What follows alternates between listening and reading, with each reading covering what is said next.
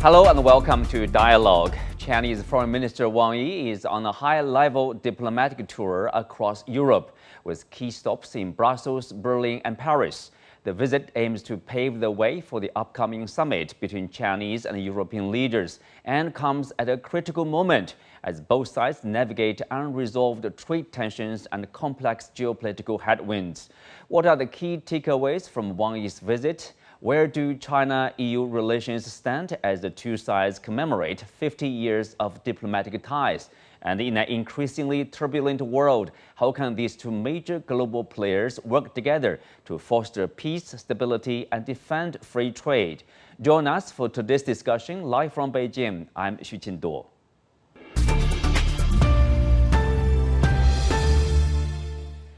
Joining us for today's discussion, Professor Huang Jing from Shanghai International Studies University, Professor Liu Baocheng from the University of International Business and Economics, and Dr. Jan Oberg, Director at the Transnational Foundation for Peace and Future Research. Welcome to the show. Let me start with Professor Huang Jing. What's your takeaway of Wang Yi's trip so far? Why the choice of the three cities, Brussels, Berlin, Paris?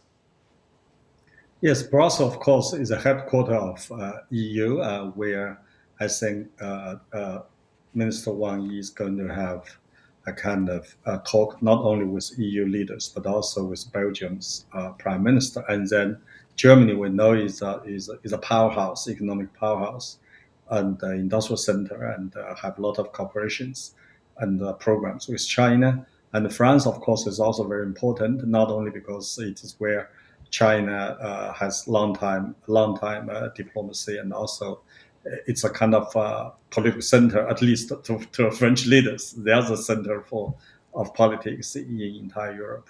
But we know that Prime Minister Wang is going to talk with different leaders with different agendas. Of course, we know one of the problems for EU is that sometimes it's politically very fragmented. They may have different points or different discussions or different issues to discuss with Minister Wang Yi. But the last point I want to make is that the first stop is Brussels. It means that China does want the EU to be, on the same page. Either we're dealing with China or Russia or United States. Not to give different voices, which is very difficult to manage, not from them, but from the other parts to deal with them. Well, Jan, of course, we know the meeting Minister Wang is having with his European counterpart, and also the upcoming summit between the two sides, come at a time, in the wake of the NATO chaos. So some people are questioning the importance or even the relevance of the EU in the global arena. So what's your understanding of the EU's position globally? People are even say, can we see the European Union as a serious partner? Well, that's a big question. The whole thing you asked. Thank you for inviting me, by the way. Let me say that I think your foreign minister is also coming to the European Union at a time when it is in deeper crisis than it has probably ever been. That has to do with two Cold Wars. The Cold War that it has created itself with Russia, and the other one is the Cold War that it is forced to live with vis-a-vis the United States, which for a number of years have run an economic warfare on Western Europe, Germany in particular, including the destruction of Nord Stream, etc. Now, so I think we're in a situation in which the European Union, and I'm not very optimistic about its present leadership in foreign policy, either goes a new way and decouples from the United States and begin to link up with the rest of the world in a new way, or it will have no relevance in the future and probably fall apart. I'm not sure what. And finally, let me say there is a huge mishmash between the EU and the NATO, because EU countries sit in NATO and make decisions which are absolutely devastating. We're going to militarize ourselves to death in Europe, which is not a power. Germany is not a powerhouse anymore. It's a failing economy. And if we do not either form some kind of new basically civilian defense and security and peace system in Europe independent of the US, or do a completely new thing within NATO and begin to demand things from the US too, I think that the European Union is digging its own grave. I'm sorry to be negative. I hope I'm wrong. Well, of course, there's a lot of, let's say, questioning about the 5% increase as demanded by Washington, and the daddy joke, of course, goes around. But anyway, that's a topic for another time. Professor Liu Baocheng, we know the two sides, the Chinese side, the European side, are grappling with some trade dispute. Please inform us, especially the viewers who are not following closely about those disputes, where they are now, how challenging are those, trade differences? Well, overall, China is highly dedicated to work with EU, and I'm doing a project for deepening China-EU relationship because we see a lot more in common in terms of industrial growth, in terms of the new energy transformation, and also we respect the strategic autonomy of EU. But the disputes are there that one EU is focusing on de-risking. Now they have to de-risk a number of fronts. They de-risk the Ukraine crisis. They de-risk China. They de-risk the bullish manner of the United States. So they are in a very difficult situation where more of the decisions is based on security consideration rather than efficiency.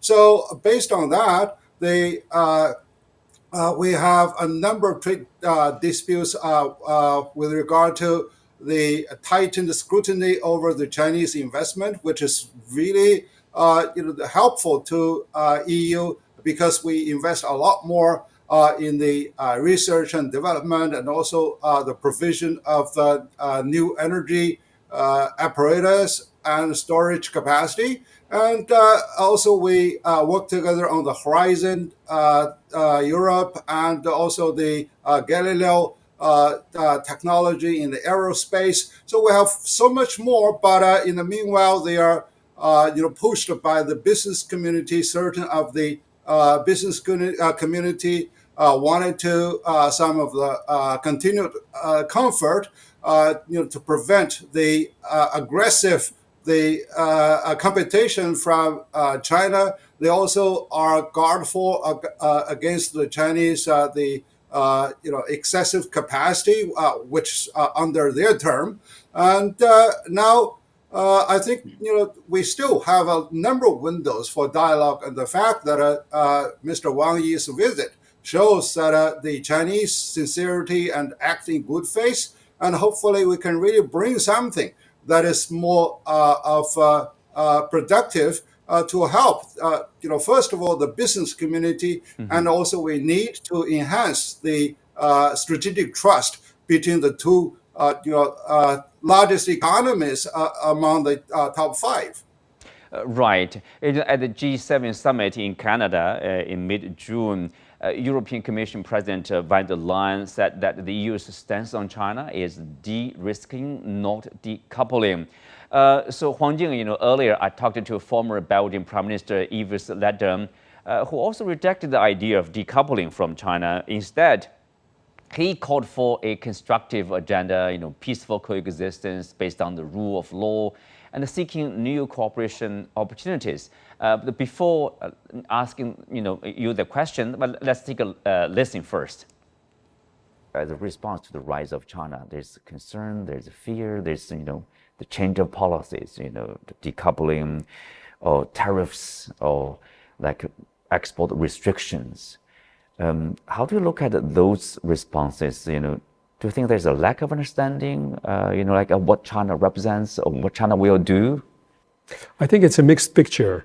First of all, I would like to underline that I agree to a certain extent with the need to de-risk in terms of supply chains, in terms of preserving, defending the vital interests, sovereignty of countries. I don't agree with decoupling. I think it's no interest of the population that we have different systems, information systems, and that we decouple. If it would be possible, I don't think it's a positive development or positive objective to just decouple the economies.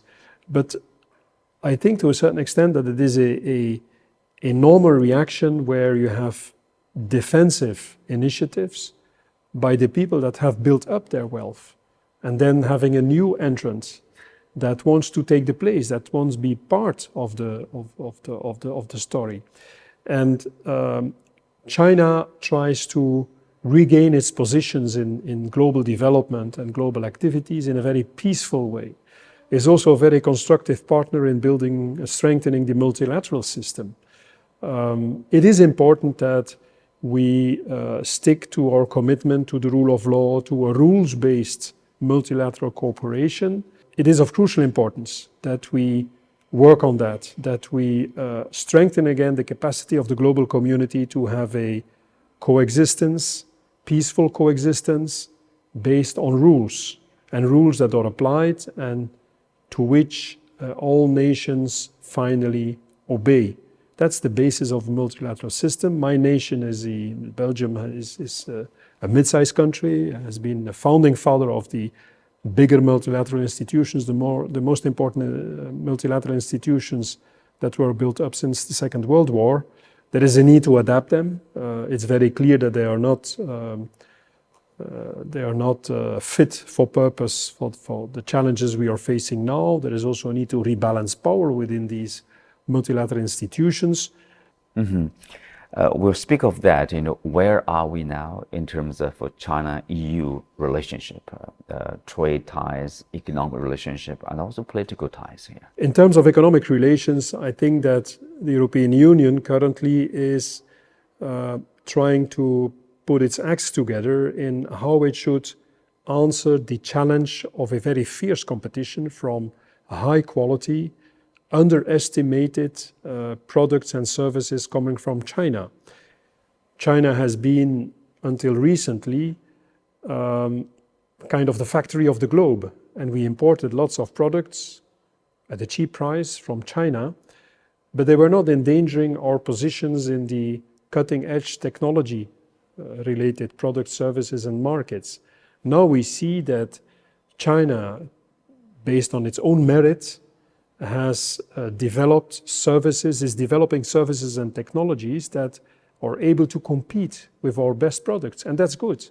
It's good that we have that competition. More choices. A fair competition is excellent, but for us, there's a need to adapt to the pace of development, adapt also to the volume you represent in terms of citizens, in terms of market power. And so I think the European Union, the new Commission now has to finish its work in terms of defending our interests, which is, one of the core elements of its duties. But what I would hope is that we very rapidly now can go to a more constructive agenda for the EU-China relations, where we maybe try to see what should happen to protect investment mutually, reopen markets that have been closed, open new possibilities of economic exchange in terms of goods and services, tendering possibilities from both sides, participating in tenders for companies. The work that was blocked at a certain moment to strike a new deal in terms of the comprehensive agreement on investment protection. I think all this should be put together in a constructive agenda where, beyond the general wording of declarations that have concluded some meetings, bilateral meetings over the last years between the EU and China, where this can now be translated in concrete decisions to improve our cooperation. And I think that China has given good examples. For instance, your decision to give the possibility to 50,000 young people to come to experience China, to travel to China and to learn to know China better. I think the visa liberalization you decided is a very important positive token. The willingness also of very important Chinese companies to develop the workforce of their subsidiaries in Europe, to have, for instance, cars assembled in Europe, to invest in labor force, in activity in Europe, not only to ship goods to Europe, but also to produce them in Europe. These are positive signs, and I would hope that this creates let's say, a critical mass of political will that can lead to a positive, constructive agenda of cooperation between the EU and China. Well, Huang Jing, of course, the EU side has been saying that they have a de-risking China policy. Of course, before that, the US adopted a decoupling policy from China. So to what degree the EU-China policy is affected by Washington's China policy? First, so-called decoupling is a fake issue because economic international interdependence is not a result of any country's strategy or policy. It was driven by market economy. Finally, even the United States realized that decoupling is not only dangerous but impossible. Of course, Europeans has always said decoupling is impossible. Not de-risking, but I have to point out that from United States point of view, de-risking is more from the security-oriented point. It's more about security, but Europeans from day one, de-risking is more economically oriented. It's want to avoid the kind of situation they believe that the economy be too dependent on China or Chinese market. That's what de-risking is all about. But from interview with Prime Minister just now, I agree with him that now the strongest common ground between EU and China is that both sides want to maintain the rule of game. That is to maintain this trade system which based on multilateral structure. It is the United States under Donald Trump's leadership that try to break all the rules of this multilateral structure about free trade or fair trade. So I think the EU and China, I think, has a common ground, a strong demand to maintain this rule of trade and the economic exchange, vis-a-vis Americans break all rules, a kind of unilateralism. So that's why I think right now the problem right now, of course, is number one, it looks like that the European leaders are not standing on the same page. Even in the EU community, we hear different voices. If, for example, the officials in charge of foreign ministers, that Lady Callas has quite kind of her voice is kind of strange. Even from Lion, and is kind of play multilateral games, and it's quite indecisive. Give people different kind of confusion. I'm confused. Depend what they talk about. I think right now, in my view, just like the previous guest said, what is important and most important thing for me is that EU should understand where their interest really is and to stand with China and other countries who have benefited and will defend this trade system that benefit all of us. I think that's the point. They have to stand on the same page. They have gave the same voice, but gave different stories to different people. That is very confusing.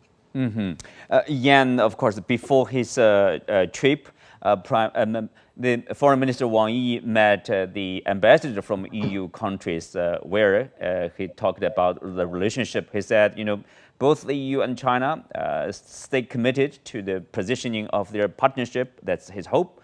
And he said there's no territorial dispute, no geopolitical conflict, nor any fundamental conflict of interest between China and the EU. Why there's this kind of suspicion or sometimes even hostility from the EU toward China? Where is that from? Oh, that comes from the United States as an empire going down and feeling more and more weak, if not manifestly, then subconsciously. And the more you feel weak, the more you militarize and drop other power scales, and the more you become panicking and aggressive and unpleasant to your surroundings. You could also go down with grace and beauty, and if you can't beat them, join them. But that's not what is in the genes of the American political system. Let me say just a couple of things to the former Belgian Prime Minister and the discussion we've had so far. We always talk that the West talks about decoupling or de-risking. I would say, excuse me, let's be grateful in the West that the rest of the world has not decoupled or de-risked from the West, given the US, NATO, and colonial behaviors. Who are we to think we should de-risk what is the risk? If you come with open arms and open attitude, you create unity in diversity. And the talk about multilateralism, the organization that does that are the regional organizations like BRICS, like Belt and Road Initiative, and above all, the United Nations, which turns 80 in a few months, and nobody talks about the UN anymore. It's a catastrophe that the member states are so ignorant about the United Nations, which is still the world's most important and best organization for making peace, multilateral cooperation, and all these things. Let me finally say, if we scrap away all the day-to-day affairs and look at what would be the best cooperation structure in the future, it would be the EU getting together with Russia and China. That would be a formidable triangle of cooperation, non-military, but that could contribute something constructive together with BRICS and the others in a much better world. But you have to have a European Union that decouples, sorry for using that word again, from the United States, because the United States is going in the direction of fascism. And that's not what we should kowtow behind. We should create something else in Europe where I'm sitting. I'm appalled by the lack of vision of the European leaders, particularly Mrs. Callas.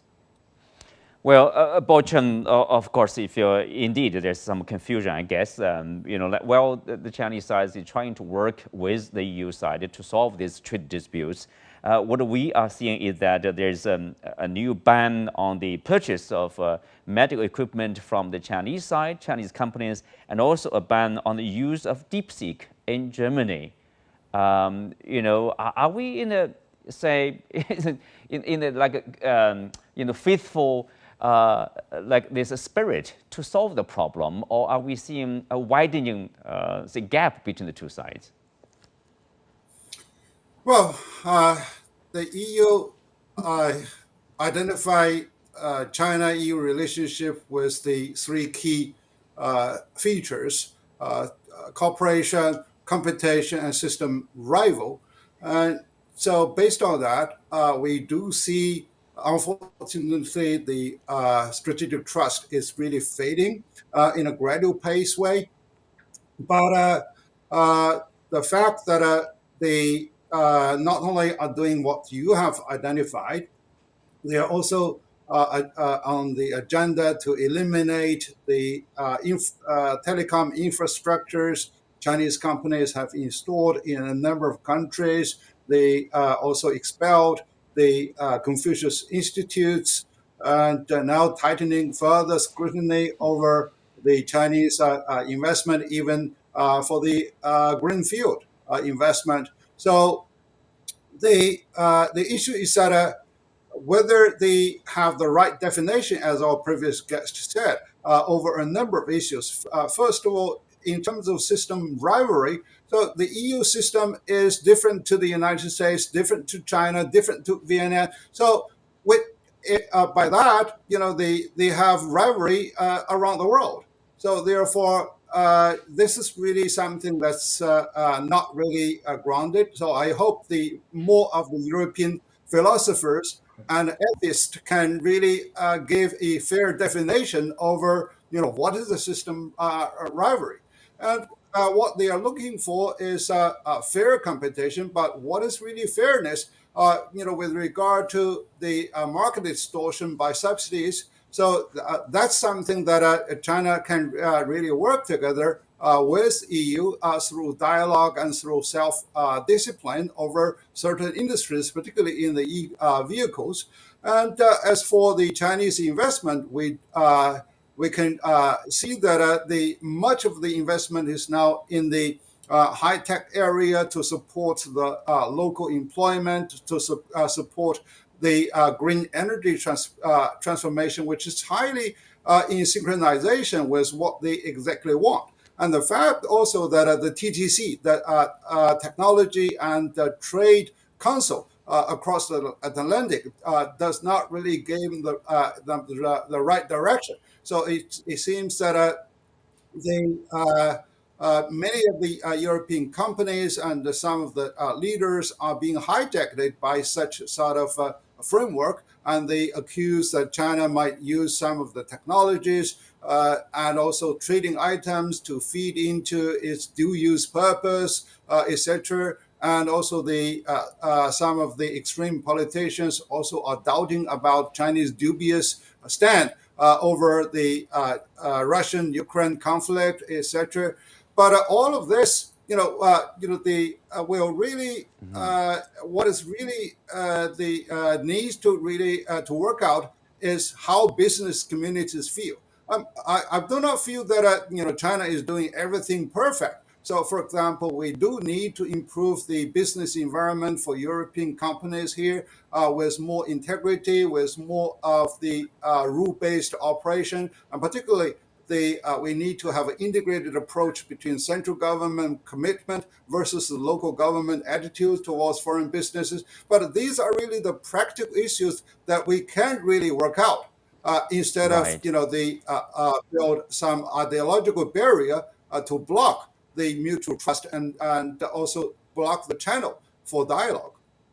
Right, and also, if you, of course, we are looking at this summit at the end of this month, Huang Jing. There are reports saying that China may be on the verge of placing another lucrative order with European aerospace giant Airbus, potentially for at least 100 to 200 new aircraft. Of course, earlier China has lifted the economic restrictions. Restrictions of those some of the European parliamentary members. Given this goodwill gesture and substantial goodwill gesture, are we going to see a reciprocal gesture approach from the European side at the summit? I think that China has always been a goodwill when dealing with Europeans. Historically, you do not see that China see Europeans as a kind of hostile forces, even during the Cold War period. Even when the Europe say China is a system rival, so on and so forth. As early as 1958, the Premier Zhou Enlai then said China want Europe to be united and prosperous because that works for China's interests. I think that position is still being maintained by China. But it's on the Europe side, just like Professor and the two guests just said before, it's being kind of, a lot of agenda is being driven by ideology, not by the interest. For example, on this Russia-Ukraine crisis or conflict, we hear that Europeans have a lot of talks, a lot of voices, empty talks. They have a very strong demand, but they don't have a clear-cut position. They have a lot of preferences, a lot of so-called, they want you to do this, that. But when China really want to work with them, when I was in Europe, they don't have a clearly defined policy at all. It's all empty talks. And also on this direction, and the environment is another example. It is Europeans that set up all those rules of environmental, industrial, environmental requirement. China followed it. And then when China is making a lot of progress, then Europeans going back on those rules. They are the one who violates the rules. For example, they're the ones said Europe will ban all the gas vehicles by 2030, but now they go back on their own words. So this is the point I want to make, is that Europe has to be consistent, has to put the act together, put the action where the mouth is. You stop trying to lecture others so arrogantly. Stop trying to say others always hostile. Stop doing all those unilateral things which will not interest themselves, will not benefit their own interest in the first place. But just like China has always held this position, let's sit down, let's find out where our differences really are, and let's find out where our common ground really is. I believe, as a scholar, that there's a lot more common ground between Europe and China. Yes. And well, with that, we come to the end of today's show. Many thanks to our guests. You can also find us on the CGTN app on YouTube. I'm Xu Qinduo. Thanks for being with us. See you next time.